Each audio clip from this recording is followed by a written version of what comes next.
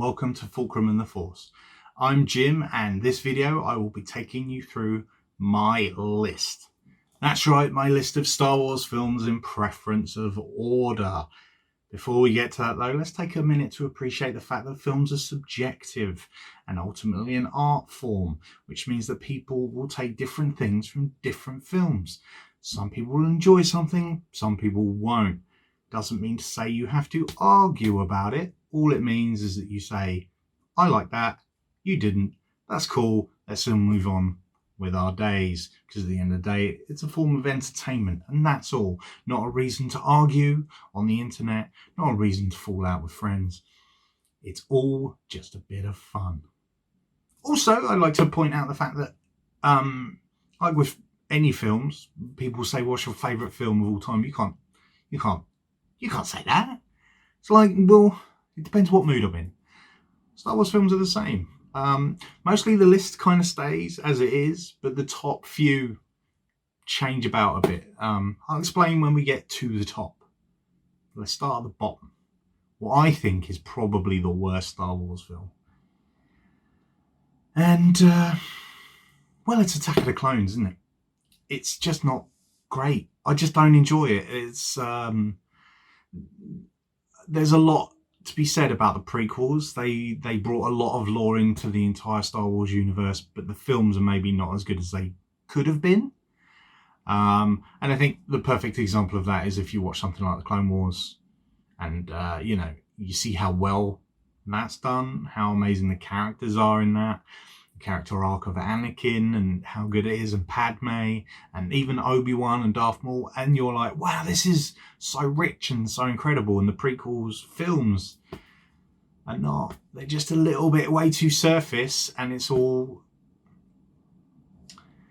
there's a lot of substance, there's a lot of lack of substance, if you wish. It's all flash and no substance. I'm going to say substance one more time, just because. So yeah, it's Attack of the Clones is at the bottom. Just because it is, I don't really need to say anything more about that. The next one, number 10, would be The Phantom Menace. Now, normally I've gone on record.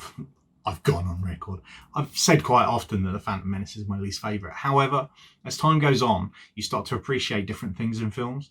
And while there's a lot about The Phantom Menace I don't enjoy, there are some standout moments. The pod race is still incredible, like stands up today, looks amazing.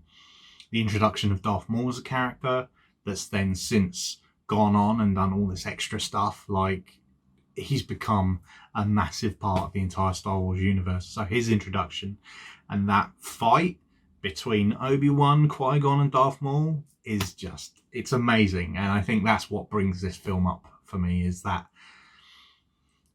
world building that's part of it. And yeah, those are the bits that I really enjoy. Then at number 9, we've got Revenge of the Sith. Definitely not the worst of the prequels. It has some really, really good bits in it. Has some clunky parts, but overall pretty decent. That final thing on Mustafar with Obi-Wan and Anakin, and you're supposed to be my brother, Anakin. That whole thing, there's so much feeling in that. A lot of that, I think, has to do with Ewan McGregor as Obi-Wan Kenobi. I think he's amazing, and I'm really looking forward to his own show. It'll be great. Then at number, I'm reading this off a list because I can't remember, because like I said, things change. At number 8, we've got Solo. Really enjoyed Solo. I'd really like them to make a second one. I think everybody in it was great. I think the story was great. Like, it's a good film. Like, I don't understand why it didn't do better, because the characters in it are top notch, and it's good to see Han Solo younger. Donald Glover as Lando was amazing, and the fact that he's picked to have his own show on Disney Plus, I think is a good thing. I reckon throw Han in that. Do it. Just do it. I really enjoyed it. At number 7, we've got The Force Awakens, the first of the sequel trilogy. I enjoyed Force Awakens. I did. I like the introduction of all your new characters. Poe's great. Rey's great. BB-8 is amazing. Finn. And it's nice to see, obviously, Han and Leia back, Chewie as well. And it was a feel-good film. And it felt like we were back. You know, after all that time, it felt like we were back in the universe that we knew. And it was really fun. Yeah, sure, it's got a lot of the same plot points as A New Hope. I don't think that's a bad thing. New Hope's a great film. So I think that's a great way to kind of introduce people to a new generation going, things are different, but they're still kind of the same, you know? It's still this ultimate battle against evil. And I liked it for that. I thought it was good. Above that is Rogue One. Number 6 is Rogue One. I think Rogue One's excellent. The fact that they managed to crowbar in a story between right before A New Hope and add in all those little tiny elements of Red 5 getting killed, you know, so that Luke could take up Red 5 after all. Jimmy Smits in it as Bail Organa, you know, all these added little bits that you can see will come to it later on. Grand Moff Tarkin, obviously Leia at the end. Also, I love the little Easter eggs. You've got Chopper from Rebels in the background, and the Ghost. No, not the Ghost. Ghost is later on. They call for Captain Syndulla, obviously Hera from Rebels. I loved all those little bits. I thought it was just a really nice story. It's a really good story of saying this is the Death Star, this is how they got the Death Star plans. Oh, by the way, everybody dies. Harsh, but I understand it. And I mean, that end bit with Vader, I mean, thanks very much. That's all I ever needed. That could have been the whole film for me. A little bit of the bit where he's in his castle, like that, and then the bit at the end where he's just lightsabering and force choking, you know, right to get to the Tantive 4. Love it. Then we break into the top 5. Now this is where things can move around a little bit. Number 5 kind of stays the same. Number 5 is A New Hope. It's a great first film. It's the best. I will always watch the Star Wars films in order of release, as opposed to canon order, because for me it makes sense, because that's how I saw them in the first place, is in that order. And I like the idea of it building behind, you know, doing the prequels, building this story, and then the sequels, and you've already got, this is where it is and everything's kicking off. And I love A New Hope. I love Alec Guinness as Obi-Wan Kenobi, you know, introduced us to this entire universe that still, 45 years later, 45, 43, somewhere around there, is still a massive part of the world. You know, that people are still arguing about it for whatever reason, but people are still talking about it. People are still dedicating entire YouTube channels to the universe, all because of this one film. And, you know, you have to appreciate that. And so sure, some parts of it are maybe not as involved as we've seen now with lightsaber fights and whatnot, like Obi-Wan and Darth Vader's fight together. If you've seen it, I'll link it in the video below, but someone's gone through and remade that scene and used CG and stuff, and they've done a really cool version, and I like it. But obviously back then that's not what they did. It was a very simple sword fight between two old best friends that become adversaries, and you know, and introduced us to Luke Skywalker, who will always be my favourite character. And then after him, Ahsoka Tano, obviously. Now, 4, 3, and 2 change. They move around. I'm going to go with this at the moment, but these move around depending on my mood, okay? So we're going to say that 4, 3, and 2 are kind of all sort of on the same sort of level.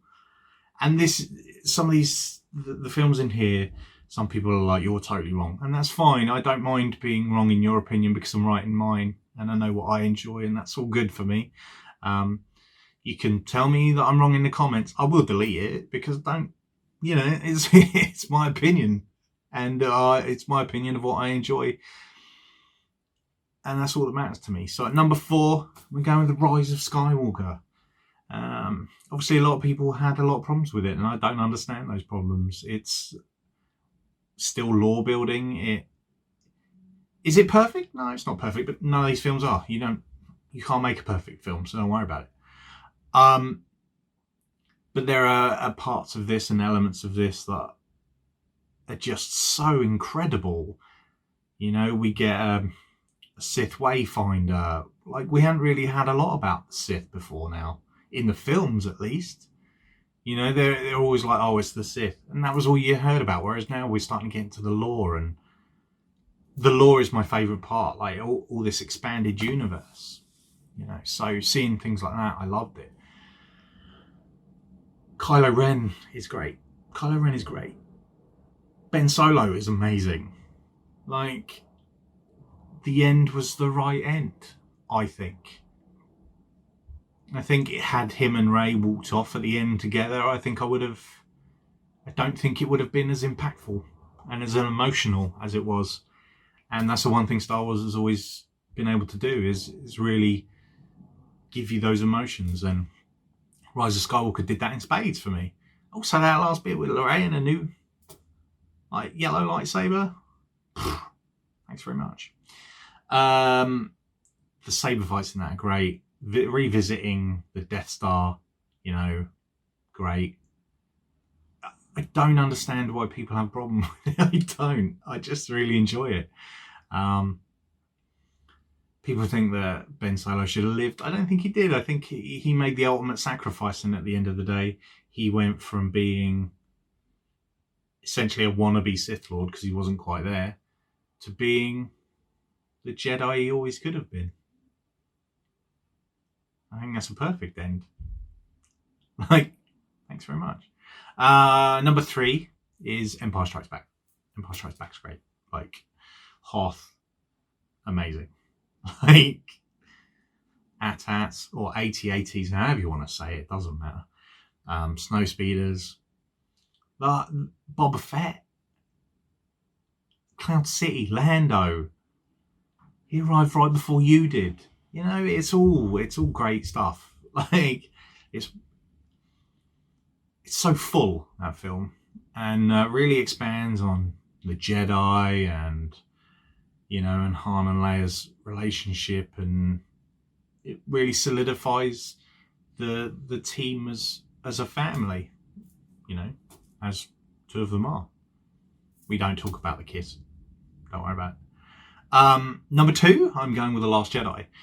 Now, some people will be surprised that two of the prequels are in my top 5, but they are. I enjoyed them. Last Jedi, for me, was all about Luke.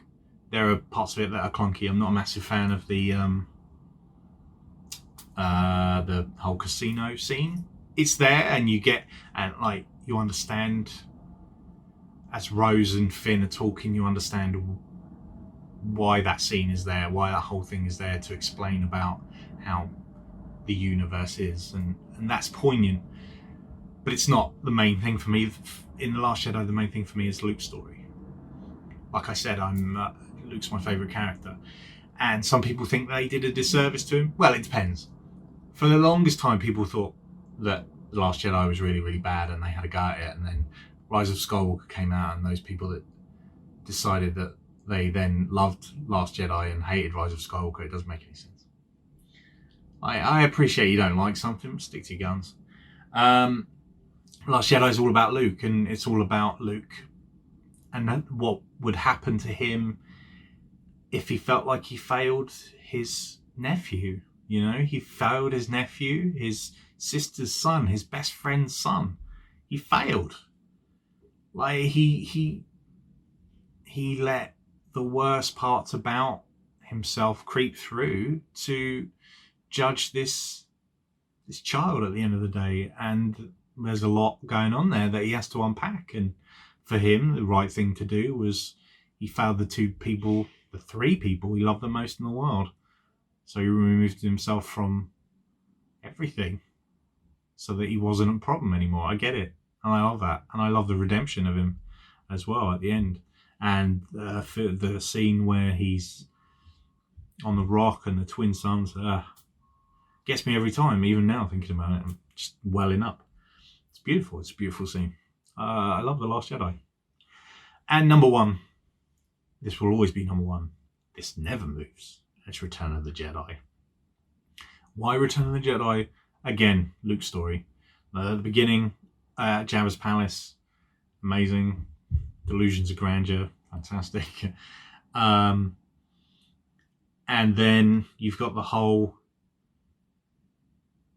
Battle of Endor, which is immense, an immense space battle, but the most important part of the whole, of all of it for me, the whole Star Wars film thing, not just films, all of Star Wars, is the bit with Luke, Vader, and the Emperor all together on the Death Star.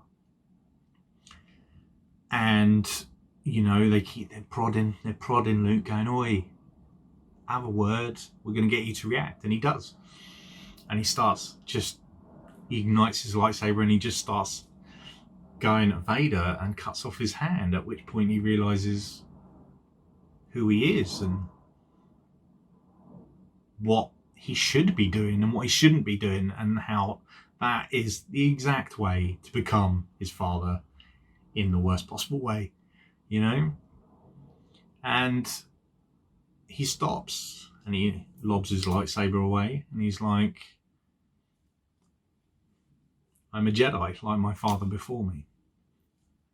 And obviously, and you're like, that's character arc in the best possible way.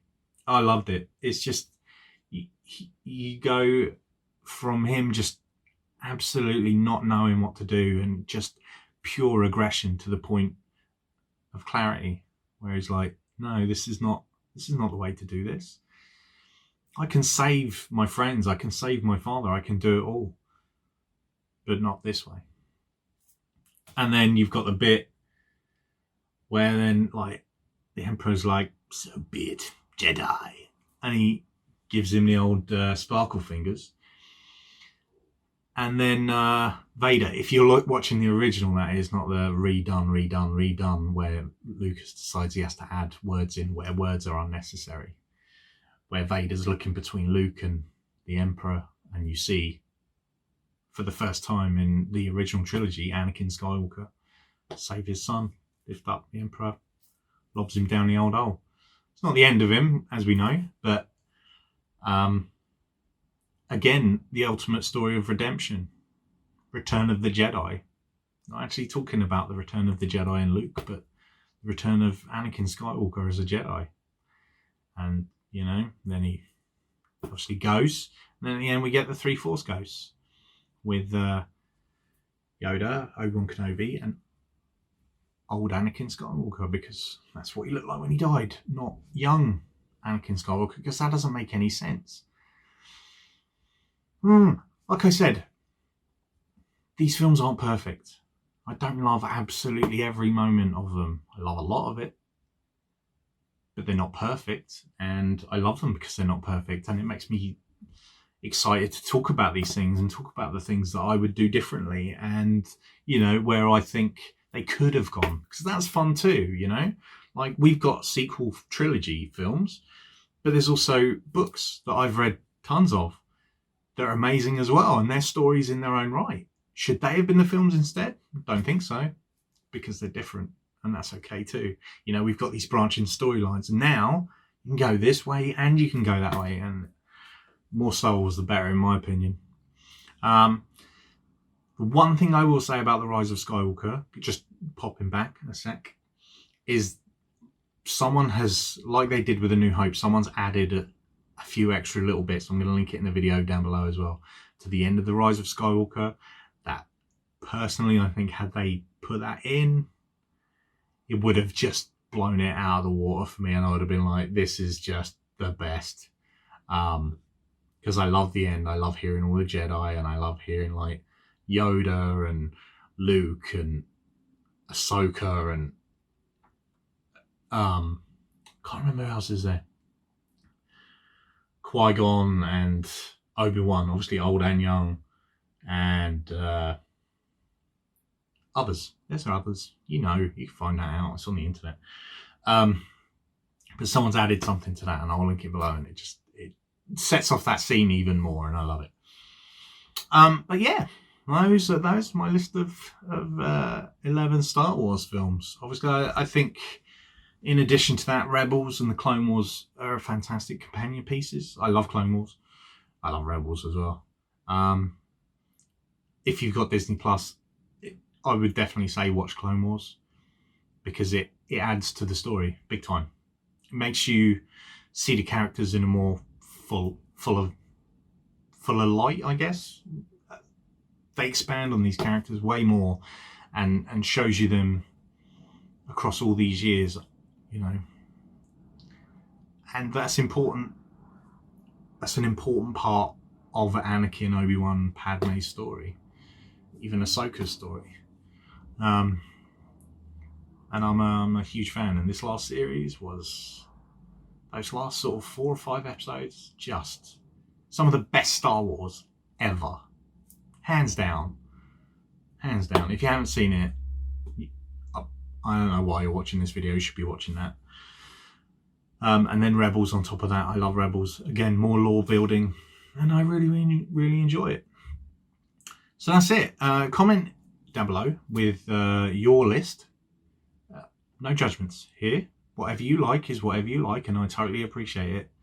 And I understand why people will put other films above ones that I have for different reasons, because, you know, that's what they got from that film. And I enjoy that. I enjoy talking to people about like, what they loved and why they loved it, and then going, oh yeah, no, I can see that.